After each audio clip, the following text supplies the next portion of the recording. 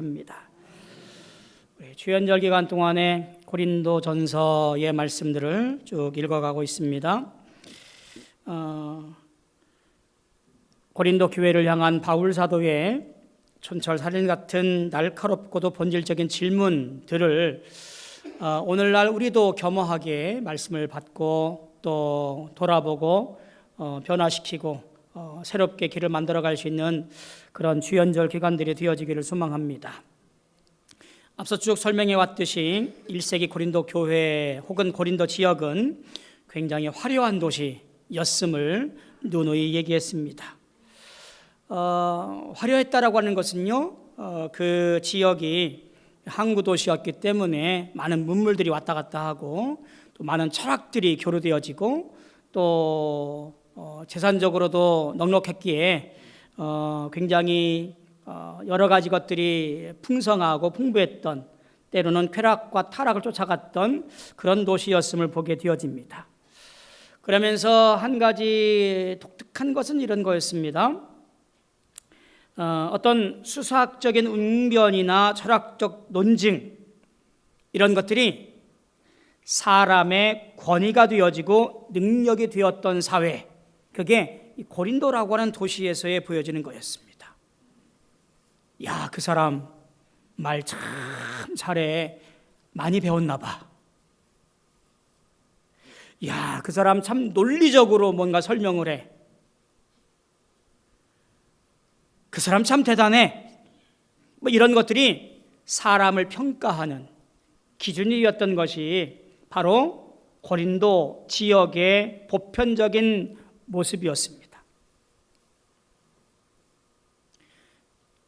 세상의 지혜가 기준이 되어졌던 곳, 고린도. 근데 그 세상의 기준이 어디에 들어오냐면 교회 안으로 들어왔다라는 것이 문제였던 거지요.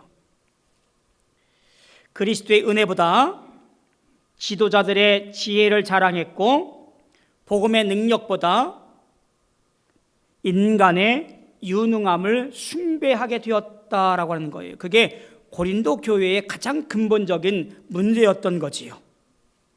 그 결과가 무엇이었나요? 우리가 지난주에 보았듯이 파벌이 생기는 거잖아요. 분열이 생기는 거지요. 누구는 아볼로파다, 누구는 바울파다, 누구는 게바파다, 누구는 그리스도파다, 이렇게 교회가 갈기갈기 찢어지는 결과를 초래하게 되었다라는 이야기입니다. 근데 오늘날 생각해 보면 다르지 않아요. 정보는 넘쳐나고 있고요. 인공지능 AI라고 하는 것이 언제일지 모르겠으나 우리의 모든 지혜와 논리를 대신하게 될 때가 올지도 모르고요. 그리고 오고 있습니다. 거부할 수 없는 시대가 되어지는 것이 이제 인공지능의 시대였습니다. 이런 세상의 지혜나 지식 앞에 교회도 복음을 증거하고 전달하고 설득하기 위해서 뭐 세련된 프로그램, 어떤 변증 설교, 변증 신학, 논리적인 논증,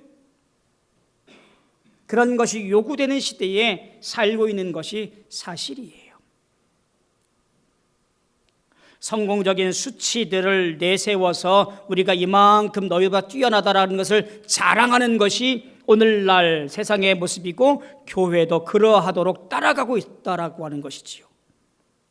성장 배경, 학벌, 재산, 그것이 사람을 판단하는 기준이 되었던 것처럼 교회도 교회 건물의 사이즈가 어떠니, 교회 결산이 얼마이니, 교인의 숫자가 얼마만큼이니, 이런 것들을 자랑하고 판단하는 것이 되었다라고 하는 이야기입니다. 그런데 아셔야 돼요.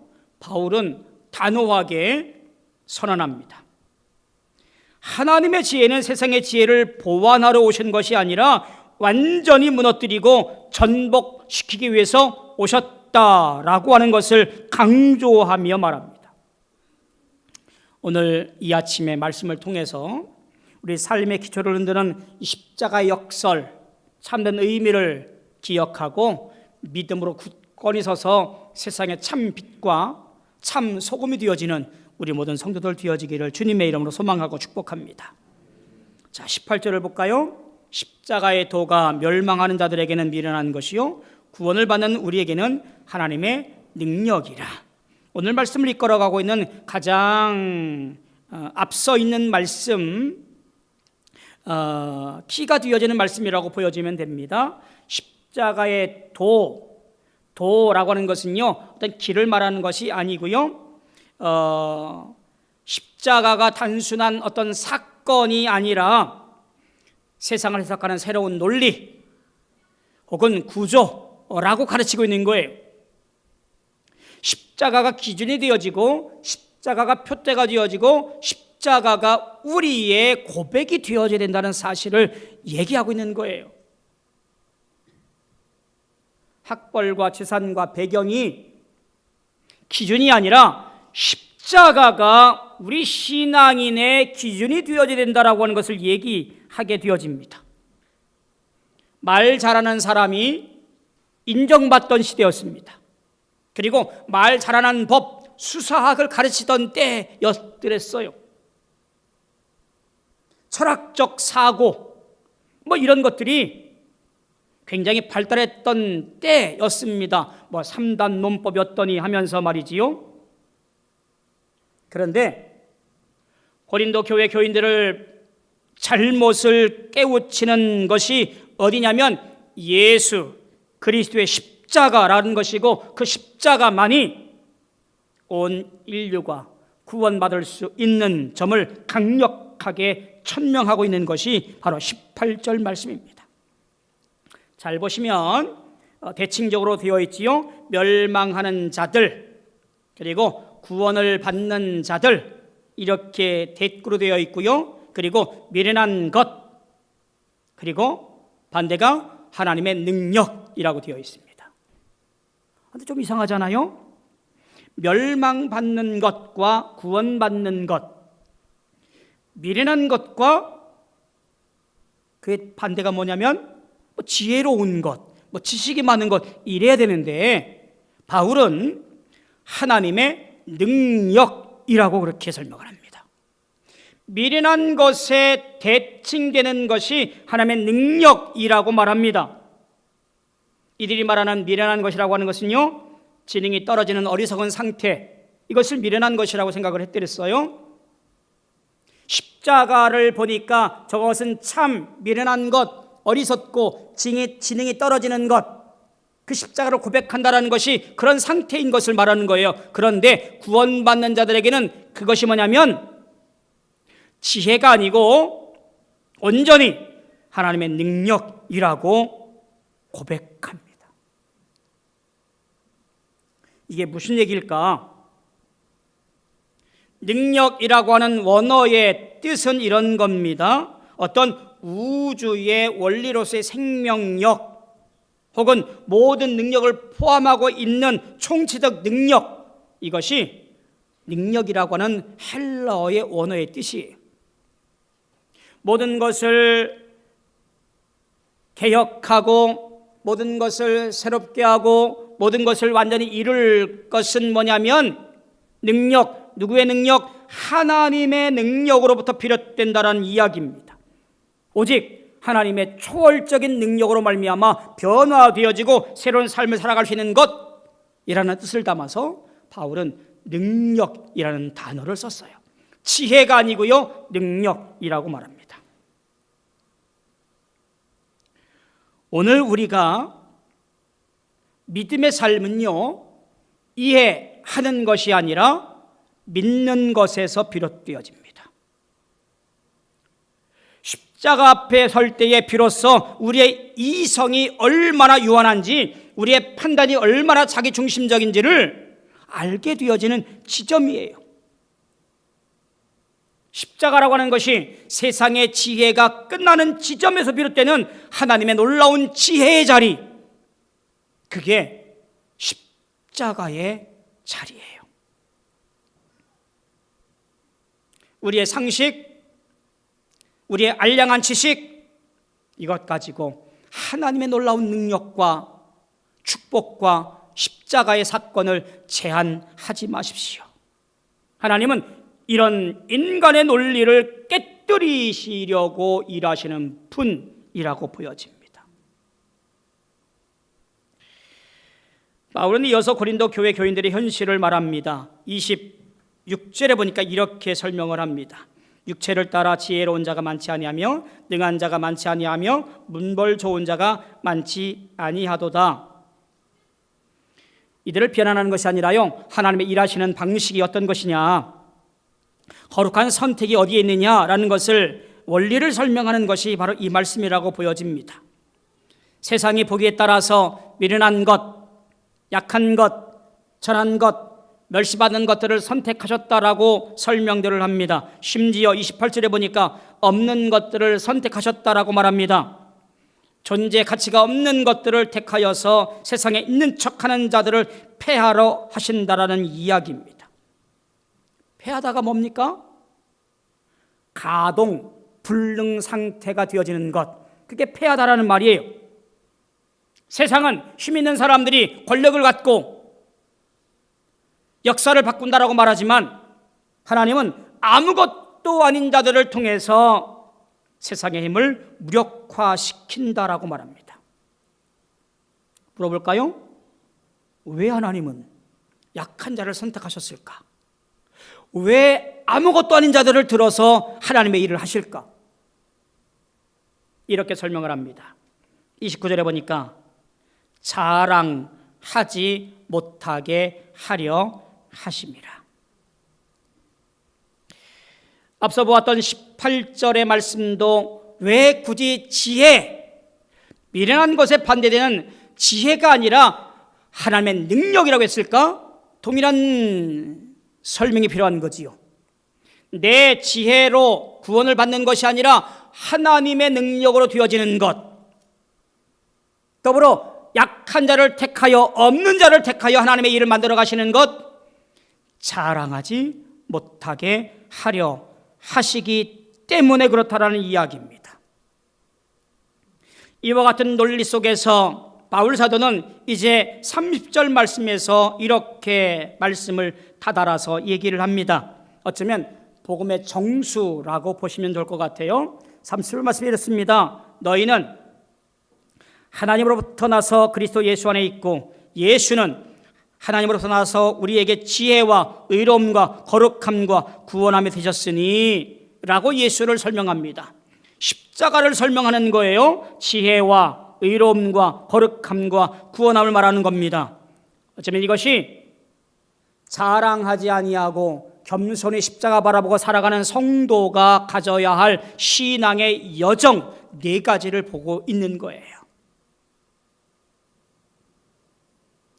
세상의 지혜로운 삶이 아니라 십자가의 삶을 살아가는 역설적인 삶의 모습은 이와 같아야 된다라고 말씀하는 것 같습니다. 첫째가 무엇입니까? 지혜라고 말을 해요.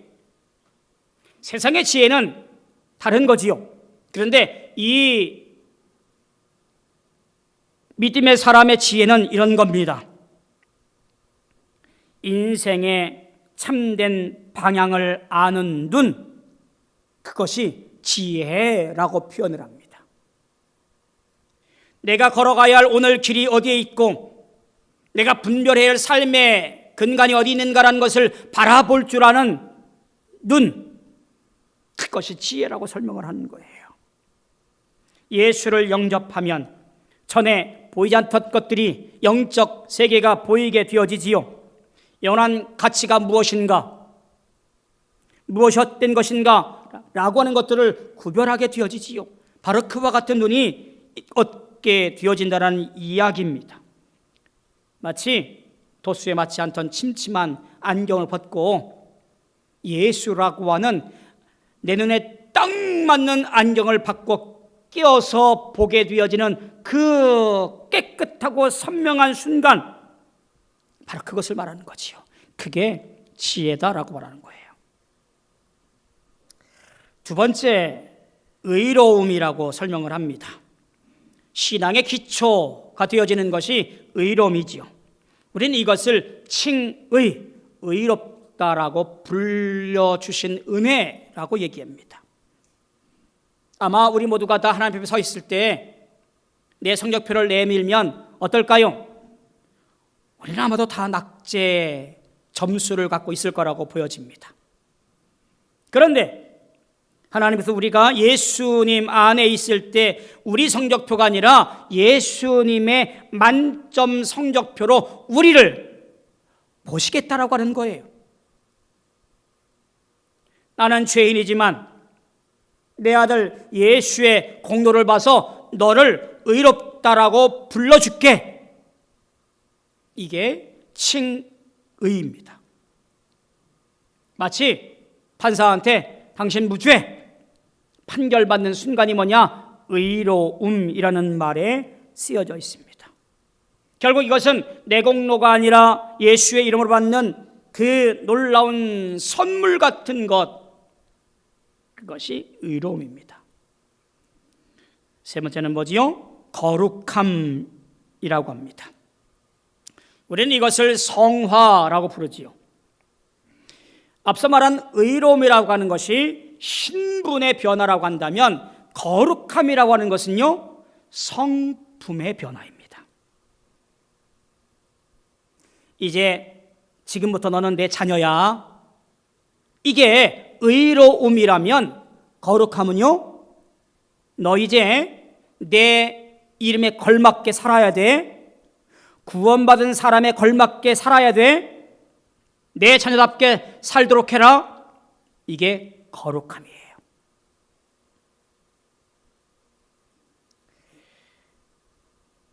착하게 산다 한들 우리는 금방 한계에 부닥칩니다. 그러나 예수 그리스도 안에 거룩해지면 성령께서 우리와 함께 하시고 우리 삶을 수술하여 인내하고 오래 참고 사랑하고 존중하며 그렇게 살아가게 되어질 줄로 믿습니다. 미움이 사랑으로, 불평의 감사로, 탄식의 찬송으로 그렇게 바뀌게 되어질 줄로 믿습니다. 실제로 예수님을 닮은 사람으로 빚어가시는 그 체질 계신의 능력이 바로 거룩함에 있다라고 보여집니다. 네 번째가 뭔가요? 구원함이라고 되어 있습니다. 원어로는 구속이라고 하는 거예요. 몸값을 치르고 노예를 해방시키는 것이라는 것으로 보면 될 것 같습니다. 원래 죄의 빛에 허덕이는 인생이었지만 두려움과 죽음의 문턱에서 그렇게 고통스럽게 고민하며 살아가던 우리였지만, 그러나 예수님이 십자가의 생명으로 말미암아 엄청난 목값을 대신 치르고 우리 손에 너는 이제부터 자유야. 내 손에 꼭 쥐어준 어떤 영수증 같은 것이지요. 이제 자유다라고 선포하신 것이지요. 과거의 죄책감이나 혹은 죽음의 공포에서 뻘뻘 떨 필요가 없어진 상태인 거지요. 모든 쇠사슬을 끊고 우리를 영원한 자유인으로 만드신 이 해방의 순간이 바로 구원함이라고 하는 거예요. 자, 근데 물어볼까요? 이 네 가지 일들을 내가 할 수 있는가라고 하는 거예요. 잘 보세요. 지혜, 의로움, 거룩함, 구원함. 내가 할 수 있는 것은 단 한 가지도 없습니다. 내 지혜나 내 노력이나 내 열심이나 내 배경이나 내 그 어떤 것으로도 이 네 가지를 이루어낼 수가 없어요. 오직 하나님의 능력으로만 가능한 것이 지혜이며 의로움이며 거룩함이며 구원함이란 이야기입니다. 신앙생활은 내가 거룩해지려고 발버둥치는 그런 과정이 아니에요. 오직 예수 그리스도 안에서 주님 안에 거하는 법을 배워가는 것이 뭐냐면 신앙생활이에요. 도덕적으로 완전한 상태를 이루는 것이 신앙인의 목표가 아니에요.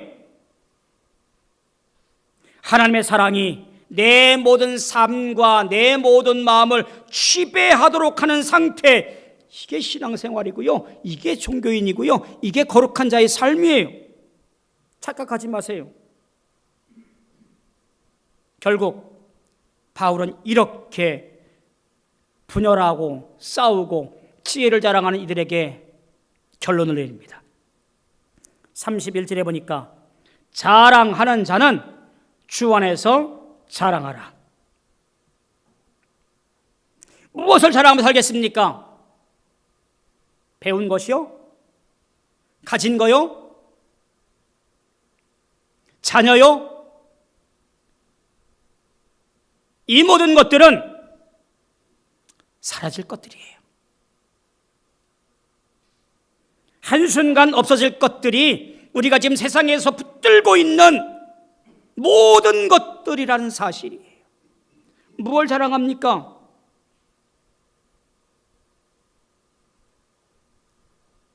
우리 자랑의 본질을 좀 찾읍시다.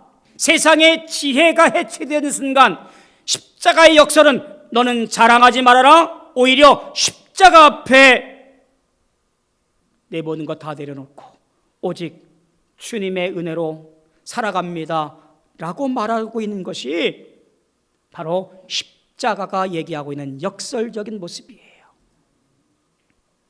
그렇게 살아간 한 인물을 소개하며 말씀을 정리합니다. 많이 들어봤을 이름인데요, 신석구 목사님의 이야기예요. 우리 감리교회의 자랑스러운 목사님이시기도 하거니와 민족대표 33인 중에 한 분이시기도 하셨지요. 사회적 성결, 그리스도인의 완전한 삶을 살아가려고 애썼던 분이라고 평가되어지는 분입니다. 이분의 삶이 두드러지게 나타났던 때가 언제냐면 신사참배에 반대하면서 옥고를 치를 때의 모습이 많은 교인들에게 귀감이 되어진다라고 보여져요. 일본 순사가 그를 체포하고 이런 답변을 요구합니다. 야, 천황이 높으냐? 내가 믿는 예수가 높으냐? 이렇게 질문을 합니다. 목사님이 지체 없이 대답을 합니다. 천황도 사람에 불과하나 예수 그리스도는 만왕의 왕이시며 만주의 주이시다. 나는 하늘 황제의 신하로서 지상에게 왕에게 절할 수 없다. 이 대답은 단순한 고집이 아니에요. 하나님 사랑에 대한 확신에서 나온 당당한 고백이었고요, 당당한 말이었습니다.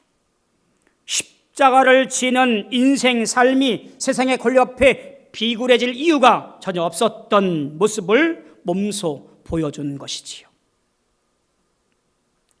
또한 그는 감옥에 갇혀 있는 것을 비굴하게 생각하지 않았습니다. 오히려 투옥 생활을 그리스도의 고난에 참여하는 것, 성화의 과정이라고 보였습니다. 평생토록 그 옥중에서 기쁨을 잃지 아니하고 오히려 복음을 가까이하며 그들 곁에 있는 사람들에게 복음을 전달하는, 십자가의 도를 전달하는 삶을 살았던 것이 목사님의 옥중 생활이었어요. 해방이 되어지고 북한 지역에서 복음을 전하다가 공산 치하에 다다르게 되어지지요. 6.25 한국전쟁. 공산당에 의해서 총살을 당해 순교합니다. 죽음의 문턱 앞에서도 비굴하거나 비겁하지 아니하고 십자가의 도를 지켰던, 하나님의 능력을 끝까지 지켰던, 십자가 표대 삼아 살았던 인물로 바로 신석구 목사님이 오늘까지도 우리의 귀감이 되어지고 있습니다. 사랑하는 성도 여러분, 세상의 많은 사람들은 십자가를 미련한 것 혹은 거리끼는 것이라고 얘기합니다만, 그러나 그 십자가는 우리에게 놀라운 지혜와 의로움과 거룩함과 구원함을 제공하는 축복의 근간이 되어집니다. 유일하게 우리를 살리는 방법, 그것이 십자가 외에는 없습니다. 따라서 오늘 우리 삶에도 십자가만을 자랑하며 십자가 예수의 거룩함 앞에 우리 말과 행동을 근거를 삼아 올곧게 함으로 말미암아 주님께 영광 돌리는 십자가의 사람들 다 되어지기를 주님의 이름으로 소망하고 축복합니다. 기도하겠습니다. 고마우신 아버지 하나님, 은혜를 감사합니다. 세상의 가치나 세상의 기준이 아니라 십자가의 가치와 십자가의 기준으로 살아갈 수 있는 고백하는 우리 모든 성도 되어지게 축복하여 주시옵소서. 예수님의 이름으로 간절히 기도하옵나이다. 아멘.